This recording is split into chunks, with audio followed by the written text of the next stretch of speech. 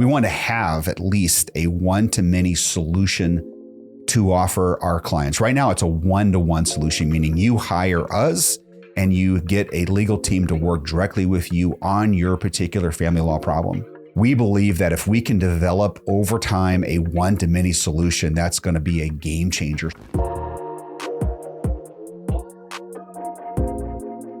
Well, hello and welcome to the J. Sterling Hughes Show, where we share how we have built our family law practice from 0 to 25 plus attorneys and $15 million in revenue, all in the past 10 years.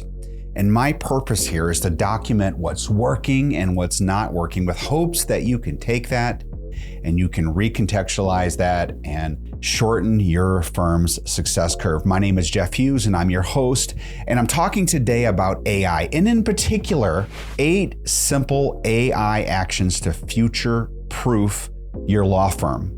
Now, this is my condensed thinking over the past 8 months of doing, watching, and learning AI. In fact, my very first podcast back in June was on AI. So this has been a topic that's been close to my thinking and my observation, and it's something I've spent a great deal of time on. And I'm going to condense all of that and share that with you. So let's go back to 2023. If you remember, early in the year, ChatGPT was getting a ton of press. You cannot open your apps, your news apps, or watch the news without something to do with AI. It certainly took off with a bang. And I remember consultants were popping up everywhere. I know I was breathless about AI, talking about it, observing it, doing something in AI all the time. I had so many bookmarks in my browser having to do with AI because I wanted to stay on top of things. Eventually I gave up on that because I couldn't keep up with the new tools that were coming out every day. So what I want to do here is I want to give you 8 actionable items that you can do personally and for your firm that are not out of your ordinary course of how you run your life. So these aren't really difficult things because I have to be able to do them. And so I need to put them on the bottom shelf and keep them simple. So to give us all some context, back in June of 23, I came before you and I made some predictions. All right. Well, the timeline, let's just kill the suspense right now. The timeline was way off. I predicted a tsunami of AI disruption that was on its way in the next 3 to 24 months. Well, it's been 12 months and we are certainly not there, and there's no tsunami on the horizon, at least as far as we can see. I predicted that it's going to greatly affect my firm and yours, and that the threats would be dramatic. Well, that hasn't panned out so far. Maybe it will. I don't know. But maybe I can still be accurate. Even blind squirrels find acorns, right? But in particular, I had 5 items that I said our firm is preparing for. And for the most part, we still are, but with much less, I would say, intensity right now because of what we see happening in the world of AI. I predicted first a seismic shift away from hourly rates as a business model. We certainly have not seen that yet. Although I would argue I have seen some increase in fixed fee discussions and topics and questions, at least to me personally, and that's anecdotal, of course. I predicted, number 2, that there'd be mass layoffs among associates in the big law space. We've seen absolutely none of that. In fact, it's more competitive than it's ever been. I predicted a rise in pro se rates. I think pro se rates are increasing modestly, but certainly not dramatically. And I predicted that we would see, number 4, a deregulation of law firm ownership. That's very slow in coming, certainly not in the next foreseeable future. I do believe we'll continue to see some modest moves in that direction. Colorado just enacted a paralegal program there where paralegals can do more, quote, legal work. We'll see how that goes. And then 5, I predicted a concentration of high value work into soft skills. And there's always going to be high value work and soft skills, but I predicted a kind of a coalescing around that concept. We haven't seen that yet either, obviously. Quite honestly. So I've got 8 concepts to share with you today, actionable items, concepts. So there's kind of a mixture of both, and 4 of them are personal that you as the law firm leader can do, and 4 are really kind of firm-based, corporate-based, so to speak. So first, the personal things, the things you can do personally. And I want to just give you a teaser here. Number 4 is the critical one, the important one, and it's doable. This isn't like you have to go out and learn some AI programming language or something like that. These are very, very doable things because I am not a techie guy and I'm doing these things. So, all right, here we go. First thing personally is I have been working hard to build up my knowledge with respect to AI. So practically speaking, I'm a podcast guy. I love podcasts. And the one that I listen to very, very regularly is the AI Daily Brief. There's so many of them. And I was listening to like 5 and 6 and I couldn't keep them straight. And some of them are redundant. I've really just boiled it all down to just this one podcast. And it's the AI Daily Brief. And I don't listen to it every day. I skip some that don't seem relevant. But this is a regular update as to what's going on in the world of AI. And a lot of it's over my head. But I figure through osmosis, I'll kind of figure out what's going on. I'm a big newsletter reader. I read in the app on my phone called Matter. That's what I use for consolidating all of my newsletters that I get. And the ones that are the most helpful to me are One Useful Thing. And there's also one by, I think I'm going to say this right, Barsee, Barsee. So really just those two things. One Useful Thing, that's one of them, and another one by Barsee. I think they call it something different, but I'm sure you can find those. So that's the only two that I read. I don't read anything else, just those two. And that's more than enough to keep me up what's going on. And that a lot of that's even redundant between those two or between that and AI Daily Brief. Also, I've gone to no less than 3 conferences specifically on AI. And I'm just sitting there trying to soak things in. And what I'm really doing here is I'm trying to understand kind of from a high level and calibrate and even triangulate with what's going on and try to figure out directionally where are things going for AI as it relates to sterling lawyers. And so I'll just take copious notes, let them just kind of percolate in my head and distill them down to a few major concepts that I pulled out of that conference. So that's been really helpful for me. I'm looking for more to go to this next year as well. But those are the things that I've done. So number one is I've really tried to build my knowledge base in an area that I am just nascent in. I don't really understand it. And I'm really trying to get there at least to a modest level for our law firm. So I can be able to look out in the head and kind of see a little bit what's coming around the corner for our firm. Number 2 is I'm trying to be very cognizant of the skills that I need to keep sharp so I don't become a commodity. So what skills define me? What must I always own? What skills do I need to continue to double down on and hone so I don't become a commodity, so what I offer doesn't become a commodity? And for me, those are my reputation, my communication ability, my leadership ability, my ability to influence others, to think strategically, to think big picture, to assimilate a lot of information and find the important nugget of all of that. So I'm become more and more cognizant of those things, and I'm trying to shed more of the other things that aren't in service of those particular skill sets. I think that's important in my role in a leadership role. So that's the second thing I'm doing. Third thing is I am trying to work hard to have a deeper, more, foundational understanding of timeless principles. Really, here's the reason for that. Every single day, there is a new AI tool that comes out. There is something that's, announced by one of the big tech companies out there. And there are so many distractions, and there's so much. If you go into LinkedIn, to any of the platforms, X or whatever, you're going to find the latest, greatest, hottest, newest, must-have sort of thing. And there are just distractions everywhere. So I know that if I can just go quiet for a while and think about timeless principles, like for one of the things I do personally is I read the book of Proverbs every single day out of the Bible. And I figure, man, that's been around for thousands and thousands of years. It's been a book of wisdom for, hundreds of generations. There is something there for me to take. I'm also, as I read books, I'm looking for those books that are timeless, that have stood the test of time, not that are not like the latest fad out there.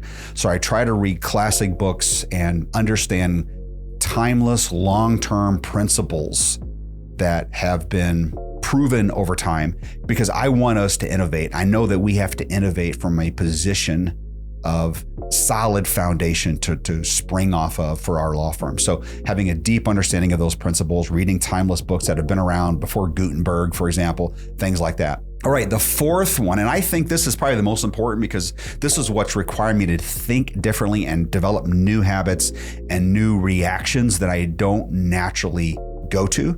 And that's this: train myself to go to AI first. And simply, Here's what that means.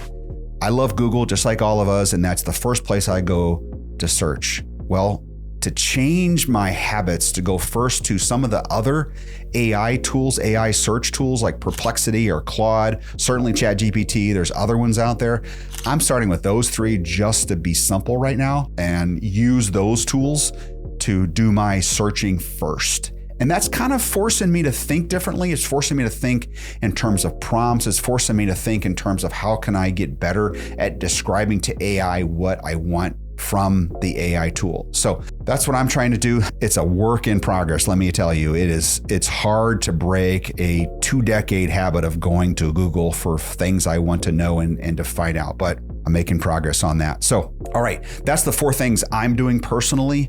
Now, with respect to our law firm, where are we trying to focus and shift our law firm with respect to AI? So first, let me give you our AI strategy.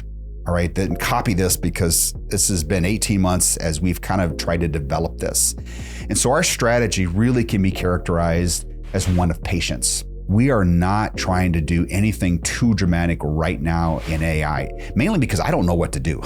That's really the big one, is I'm not sure exactly what to do on the very short term. So we are being very patient and trying to avoid distraction. For us, what that looks like is we want to have a point of view, a vision for where we want Sterling Lawyers to be 3 to 5 years out from now. And we're not sure exactly, of course, what that's going to look like, but broadly speaking, we want to have at least a one-to-many solution to offer our clients. Right now, it's a one-to-one solution, meaning you hire us and you get a legal team to work directly with you on your particular family law problem.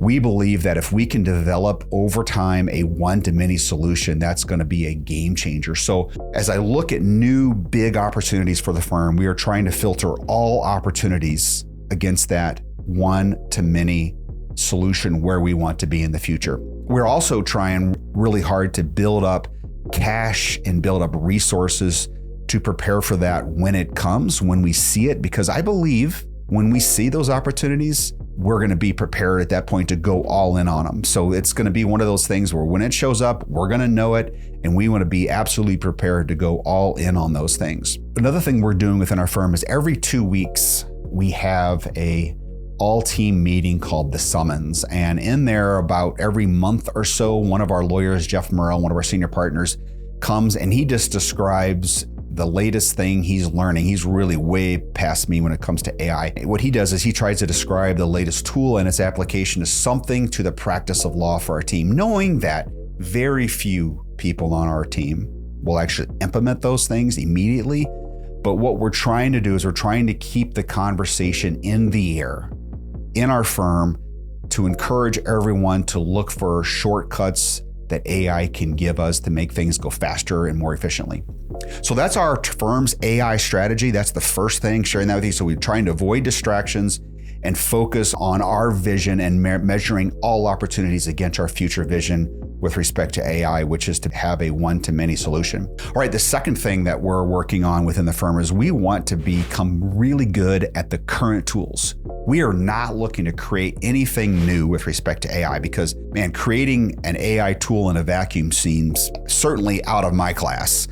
It seems like something that people in AI are doing, which it does worry me actually, that there's going to be some disruptive company coming out of Silicon Valley or somewhere like that that's really used AI to basically be a lawyer for clients. So, I think that's down the road, but it's certainly a potential threat out there. But regardless, with respect to our firm, that second thing we're doing is we're trying to master the tools. What that looks like is becoming good at ChatGPT, Claude, Perplexity, some of the other engines that are out there, those large language models, using those to help, create opportunities to reduce our work, to provide service to our clients. So another thing that we are doing is we just feel like if we can just get moving and start to do something. So right now, Jeff Murrell and I are working on a project, and we're very early just in the design of the product right now to provide a down market. I call it down market. It's not always gonna be down market, but a down market service to our clients who don't want to hire a lawyer. If we can provide a platform from them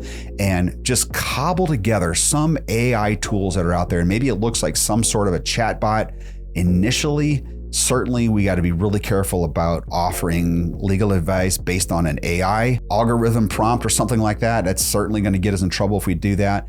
But if we can just start moving in that direction right now, we can start making forward progress. So we're working on that. We're hoping to have something out the door by early next year in 2025. And it's a long ways down the road, but we're creating content and really daisy chaining some AI tools that are out there together to offer something to our clients that aren't really interested in hiring a lawyer, but want to DIY their legal action on their own or something along those lines. So the third thing we're doing as a firm is we are working hard to become platform agnostic, especially on our digital marketing side of things.